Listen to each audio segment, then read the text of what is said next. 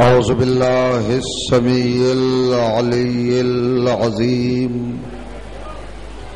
من الشیطان اللعین الرجیم بسم اللہ الرحمن الرحیم الحمد للہ الذی ہدانا لہذا وما كنا لنهتدي لولا أن هدانا الله لقد جاءت رسل ربنا بالحق الصلاة والسلام على رسول الثقلين محبوب رب المغربین والمشرقین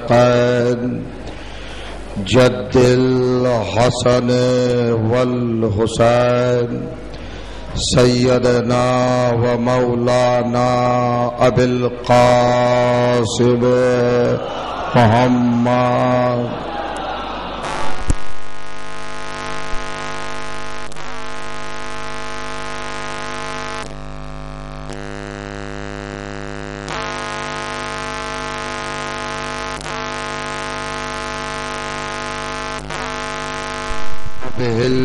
المنتجبین ولعنۃ اللہ اعدائهم مجمعین من یومنا ھذا الی یوم الدین اما بعد فقد قال سبحانہ وتعالی بسم اللہ الرحمن الرحیم یا ایہا الذین آمنوا اتقوا اللہ وابتغوا الیہ الوسیلہ وجاہدوا فی سبیلہ لعلکم تفلحون صلوات.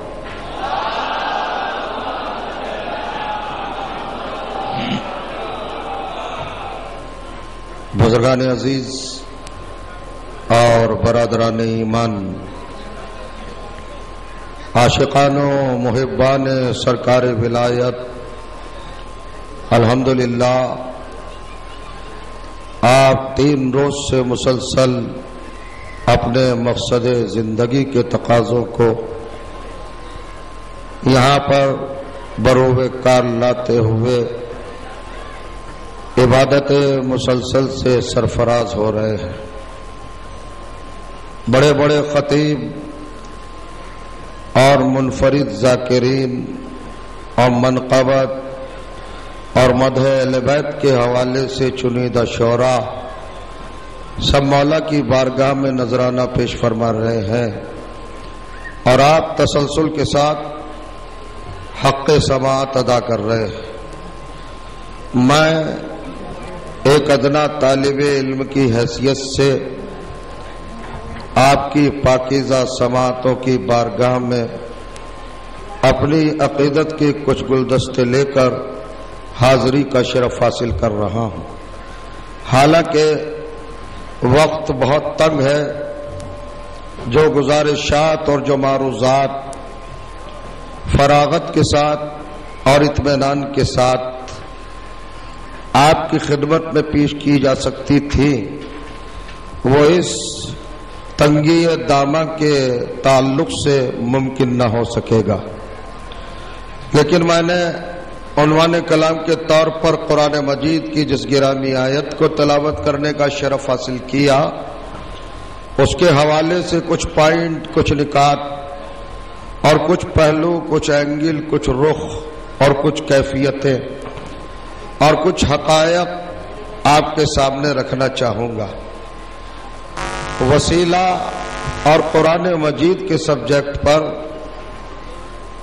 پروردگار عالم کلام الہی کے 5ویں سورہ یعنی سورہ مبارکہ المائدہ کی 35ویں آیت میں ارشاد فرماتا ہے، وسیلے کے حوالے سے، وسیلے کی ضرورت کے تعلق سے اور وسیلے کی اہمیت اور عظمت کے حوالے سے گفتگو ہے۔ آج اس زمانے میں، اس دور میں اور اس پیریڈ میں اور اس دہر میں ایک سازش ہے، ایک تحریک ہے، ایک مشن ہے اور ایک مسلسل پروگرام ہے دشمنان اسلام کی طرف سے، دشمنان دین کی طرف سے، دشمنان رسالت و امامت کی طرف سے۔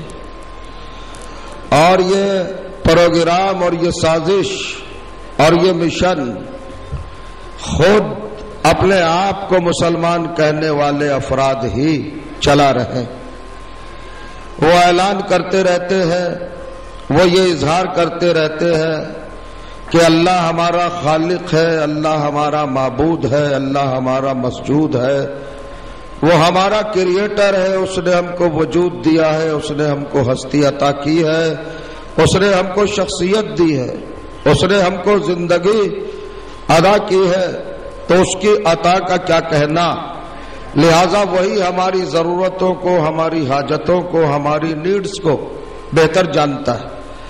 اب ہمارا مسئلہ پرسنل، براہ راست، ڈائریکٹ اللہ سے ہے۔ اب درمیان میں کسی وسیلے کی، کسی ذریعے کی، کسی سورس کی اور کسی سبب کی ضرورت نہیں ہے، نہ رسول کی ضرورت، نہ نبی کی ضرورت، نہ امام کی ضرورت، نہ ولی کی ضرورت، نہ کسی مددگار کی ضرورت، نہ کسی ناصر کی ضرورت۔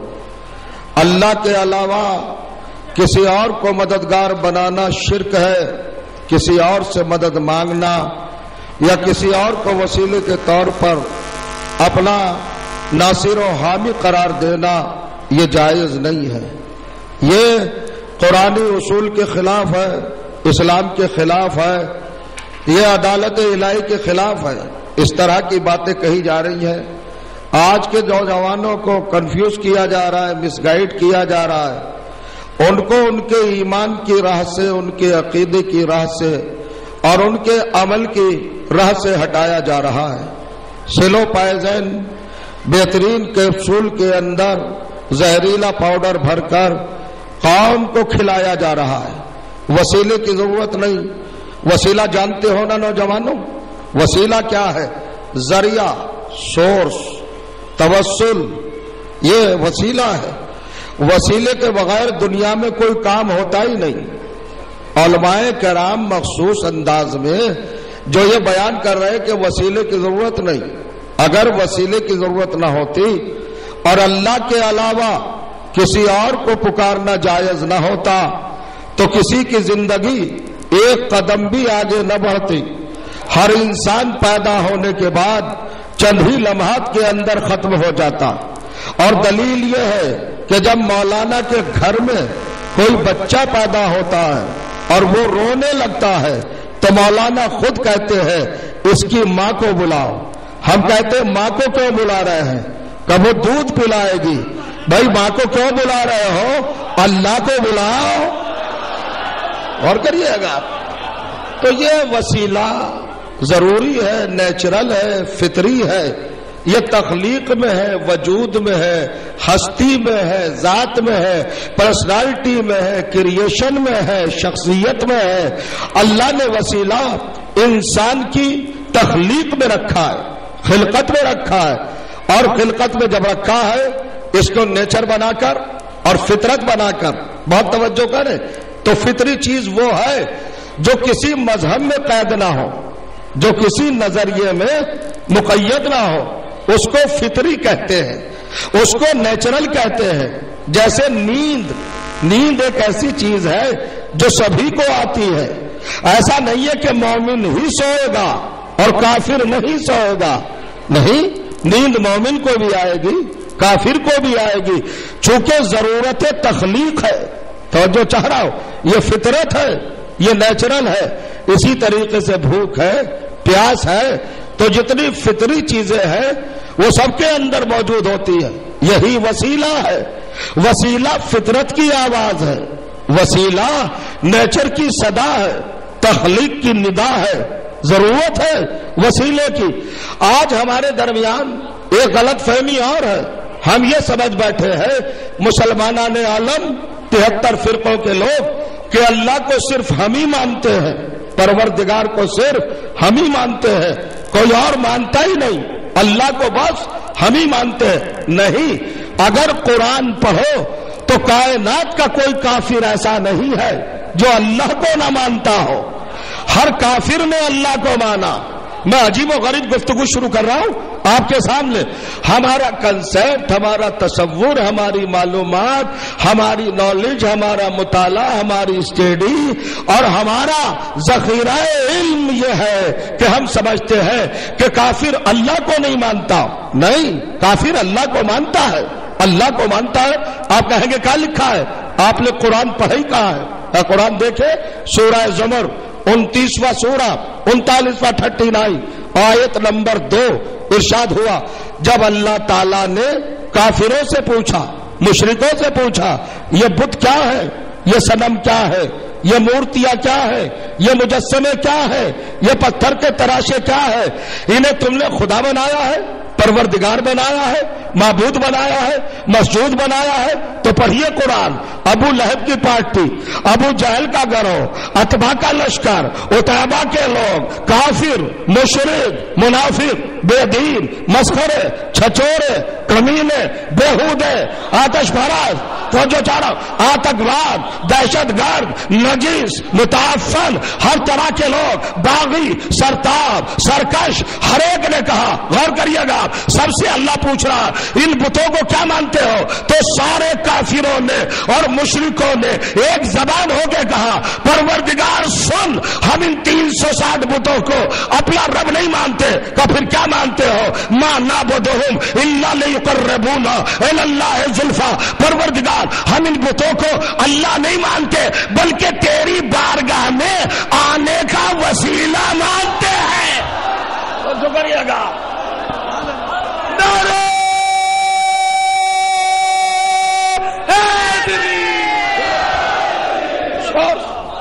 اور وسیلہ۔ میں آپ کی خدمت پہ دھیرے دھیرے آنا چاہتا ہوں۔ وسیلہ کیا ہے؟ سورس کیا ہے؟ یا علی مدد کہنا، یا رسول اللہ کہنا، یا فاطمہ کہنا، یا حسن کہنا، یا حسین کہنا، یہ ہمارا گھریلو عقیدہ نہیں ہے، اس کی بنیاد قرآن مجید ہے۔ توجہ چاہ رہا ہوں، سارے کافروں نے کیا کہا؟ ہم ان بتوں کو خدا نہیں مانتے، معبود نہیں مانتے، رب نہیں مانتے، مسجود نہیں مانتے، پھر کیا مانتے ہو؟ کہ تیری بارگاہ میں آنے کا ذریعہ، وسیلہ، سورس۔ توجہ چاہ رہا ہوں، آپ نے شاید توجہ ہی نہیں کی، کافر ہیں، مشرک ہیں، مگر اتنا جانتے ہیں کہ اللہ کی بارگاہ میں چھلانگ لگا کے نہیں جانا چاہیے۔ اللہ کے دربار میں کافر ہیں، مشرک ہیں، مگر اتنا جانتے ہیں کہ اللہ کے دربار میں بغیر وسیلے کے نہیں جایا جاتا۔ مجھے تو افسوس اسی بات کا ہے، جو بات کافروں کے سمجھ میں آ گئی وہ اب تک مسلمانوں کے سمجھ میں تو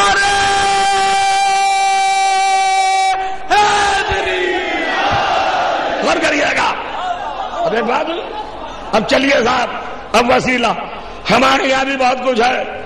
ہر آدمی کو ایک چیز پیاری ہے، ہر انسان کو ایک چیز محبوب ہے، عشق کرتا ہے، محبت کرتا ہے، پیار کرتا ہے، الفت کرتا ہے، لو کرتا ہے، اسی کے پیچھے پڑا ہوا ہے۔ دنیا کا کوئی انسان ایسا نہیں جو اس کو نہ چاہتا ہو۔ اس چیز کا نام ہے جنت۔ ہر مذہب کو جنت چاہیے، ہر قوم کو جنت چاہیے، ہر انسان کو جنت چاہیے، کسی گھرانے کا ہو، کسی خاندان کا ہو، کسی محلے کا ہو، کسی گاؤں کا ہو، کسی بھی قصبے کا ہو، کسی بھی شہر کا ہو، کسی بھی اسٹیٹ کا ہو، کسی بھی کنٹری کا ہو، کسی بھی ملک کا ہو، دھرم اس کا کچھ بھی ہو، ہر ایک کو جنت چاہیے۔ یہ پنڈت جو گھنٹا بجا رہا ہے یہ جنت ہی کے لالچ میں بجا رہا ہے، یہ جو خطیب ممبر پہ آ رہا ہے یہ جنت ہی کے شوق میں آ رہا ہے، یہ جو امام محراب میں کھڑا ہے یہ جنت ہی کے پیچھے پڑا ہوا ہے، یہ جو تسبیح چل رہی ہے یہ جنت ہی کے لیے چل رہی ہے، یہ جو سجدے ہو رہے ہیں یہ جنت ہی کے لیے ہو رہے ہیں۔ یہ بور یا بدوش جماعت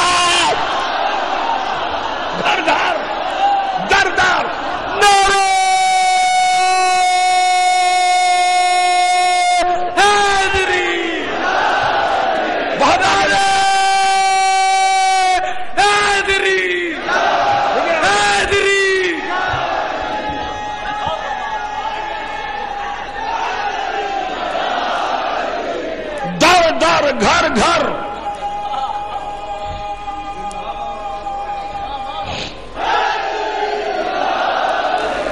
दर दर घर घर गली गली कूचा कूचा street to street door to door हर जगह तबलीग का दौर दौरा है। नमाज पढ़ो नमाज पढ़ो नमाज पढ़ो, अल्लाह ही अल्लाह अल्लाह ही अल्लाह अल्लाह ही अल्लाह अल्लाह ही अल्लाह।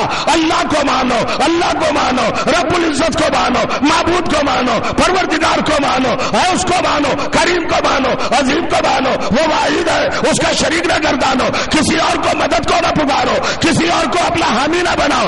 इसका मतलब यह है, ये क्या खिदमत कर रहे हैं आप? अल्लाह अल्लाह, बस अल्लाह ही अल्लाह अल्लाह ही अल्लाह अल्लाह ही अल्लाह। ये खिदमत तो आदम से पहले ही शैतान अंजाम दे चुका है। बस अल्लाह ही अल्लाह।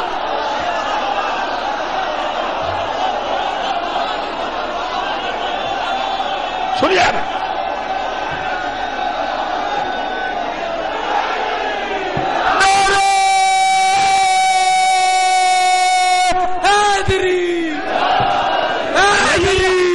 माशाअल्लाह, अल्लाह ही अल्लाह अल्लाह ही अल्लाह।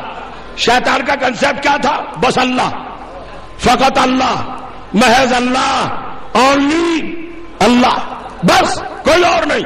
नो खलीफा, नो नबी, नो रसूल, नो इमाम, कुछ नहीं, वसीला नहीं, कुछ नहीं चाहिए, बस अल्लाह अल्लाह अल्लाह।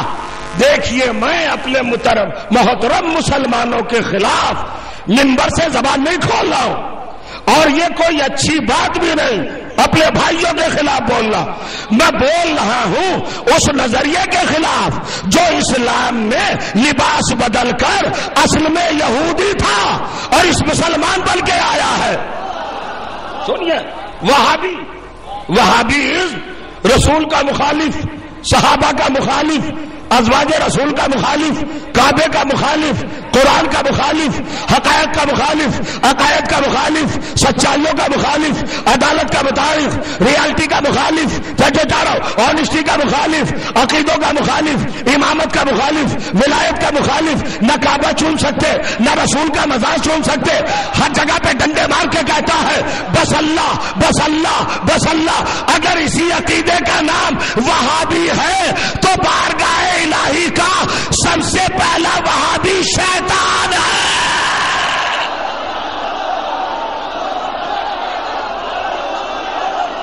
सबसे पहला चमन चमन कली अली अली, चमन चमन कली कली, खतीब मिंबर नबी, फसीह दर सुखनवरी, अदा शनासी जिंदगी, तमाम राती बंदगी, तमाम दिन जफा कशी, अमल में अदल गस्तरी, अदा में बंदा परवरी, करम में शान सरवरी, बेगा में जोश सत्तरी, नारा हाजिरी। देखा आपने इस नजरिए का बानी, रिसालत की तौहीन, नबूवत की तौहीन, तौहीद के खिलाफ इक़दाम, काबे की अजमत के खिलाफ प्रोग्राम, कुरान के हक़ाइक़ के खिलाफ तहरीक, ये सबसे पहले इसका बानी शैतान है। अब जरा सी बात समझे, मगर मैं तो एक हकीकत बता रहा हूं। वसीला, आप दरगाह में आए, बारगाह में आए हैं, 4 दिन में कोई सॉलिड जवाब, मजबूत जवाब अपने जहन के दामनों में सजा के तो ले जाइए यहां से। अगर आपसे कोई पूछे या अली क्यों कहते हो, या हसन क्यों कहते हो, या हुसैन क्यों कहते हो, क्यों पुकारते हो अली को? क्या अल्लाह मौजूद नहीं है जो अली को पुकारते हो? गौर करिएगा, बड़े बड़े सवालात आते। तो मैंने कुरान से कहा काफिर भी वसीले का कायल है। हम इन बुतों को क्या मानते? अच्छा, मैंने कहा कि एक चीज महबूब है, एक चीज माशूक है, एक ही चीज को चाहते हैं। हिंदू, मुसलमान, सिख, ईसाई, मजूसी, यहूदी, सब मुसलमान, देवबंदी, बरेलवी, हनफी, वाबी, शाफी, मालिकी, हम्बली, दाऊदी, बुहर्री, आगा खानी, कादियानी, सुन्नी, शिया, जाहिल, आलिम, नमाजी, बेनमाजी, हर तरह के लोग एक ही फिराक में है, जन्नत। जन्नत جنت. اچھا ہمیں دوسروں سے لینا دینا کیا؟ بھئی آپ ہیں اور میں ہوں, مجھے تو بات آپ سے کرنا ہے. میں بھی دھوکے میں ہوں اور آپ بھی دھوکے میں ہیں. آپ کو بھی بہکایا جا رہا ہے کہ جنت مل جائے گی, جنت مل جائے گی, جنت مل جائے گی.